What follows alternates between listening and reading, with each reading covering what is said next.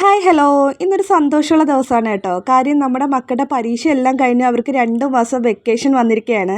അങ്ങനെ വൈഷുവും വേദയും ഒക്കെ ഭയങ്കര ഹാപ്പിയാണ്. അവർ ഹാപ്പിയാണ്, ഞങ്ങൾ ഹാപ്പിയാണ്. അപ്പോൾ ഇന്ന് ഞങ്ങൾ എവിടെയെങ്കിലും പുറത്ത് ഔട്ടിങ്ങിന് പോകാമെന്ന് പറഞ്ഞ് ഇറങ്ങിയാണ്. പുറത്ത് ഔട്ടിങ്ങിനായിട്ടല്ല, നമുക്ക് ഫുഡ് അടിക്കാനായിട്ടാണ് പോകുന്നത്. അപ്പോൾ വേദ ദാ പിണങ്ങി ഇരിപ്പുണ്ട്. കാര്യം ഞാൻ ഇടുന്ന പോലെ ഷോളും പാൻറ്റും ഒക്കെ ആൾക്ക് വേണമെന്നാണ് വാശി. കുഞ്ഞു കുട്ടികൾക്ക് എങ്ങനെയാണ് ഫ്രോക്കിൻ്റെ കൂടെ ഷോളും പാൻറ്റും ഇടുന്നത്? അതുകൊണ്ട് തന്നെ ഞങ്ങൾ ഇട്ട് കൊടുത്തില്ല കേട്ടോ. അതുകൊണ്ട് ഭയങ്കര കടുപ്പത്തിലായിരുന്നേ ആൾ. ഈ പോകുന്ന പോലെ അല്ല കേട്ടോ തിരിച്ചു വരുന്നത്. തിരിച്ചു വരുമ്പോൾ ഭയങ്കര ഹാപ്പിയാണ്. അങ്ങനെ ഞങ്ങൾ ഉള്ളൂരുള്ള മന്തി മനസ്സിലാണ് കേട്ടോ വരുന്നത്.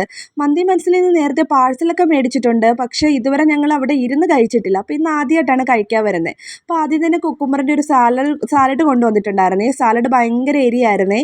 അതിനുശേഷം മന്തി കൊണ്ടുവന്നു. അങ്ങനെ ഞങ്ങൾ മന്തി കഴിച്ചു തുടങ്ങി. കുറച്ച് നാളായിട്ട് ഞാൻ തടി വയ്ക്കുന്നുണ്ട്. അങ്ങനെ രാത്രി ചോറ് കഴിക്കാറില്ല കേട്ടോ. അതങ്ങ് ചോറ് ഒഴിവാക്കി എന്തെങ്കിലും കാപ്പിയാണ് കഴിക്കുന്നത്. പക്ഷേ മന്തി കിട്ടിയ അങ്ങനെയൊന്നുമല്ല കേട്ടോ. മന്തി കിട്ടിയ രാത്രിയാണെങ്കിലും കഴിക്കും, രാവിലെ ആണെങ്കിലും കഴിക്കും. ഭയങ്കര ഇഷ്ടമാണ്. അങ്ങനെ ഞങ്ങളെല്ലാവരും ഫുഡൊക്കെ കാലിയാക്കി.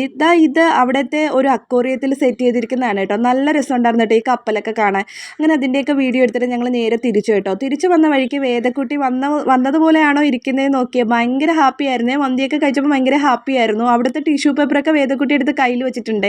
അപ്പോൾ നല്ല രസമായിരുന്നു കേട്ടോ ടിഷ്യൂ പേപ്പറിൻ്റെ കളറൊക്കെ കാണാൻ. അതിന് ശേഷം ഞങ്ങൾ നേരെ വന്നത് സുൽത്താനിലാണ് കേട്ടോ. സുൽത്താൻ ഞങ്ങളുടെ വീടിൻ്റെ അടുത്തുള്ള ഒരു കടയാണ്. അപ്പോൾ അവിടെ ഞങ്ങൾ ജ്യൂസ് കുടിക്കാനാണ് വന്നത്. മന്തി മനസ്സിൽ നിന്ന് ഞങ്ങൾ ലൈമ് കുടിച്ചിട്ടില്ലായിരുന്നു. അപ്പോൾ വേദയ്ക്ക് ലൈമ് വേണമെന്ന് ഭയങ്കര വാശിയായിരുന്നു. പിന്നെ പാവമല്ലെന്ന് വിചാരിച്ചിട്ട് ഞങ്ങൾ അങ്ങനെ ജ്യൂസ് കുടിക്കാൻ കയറി.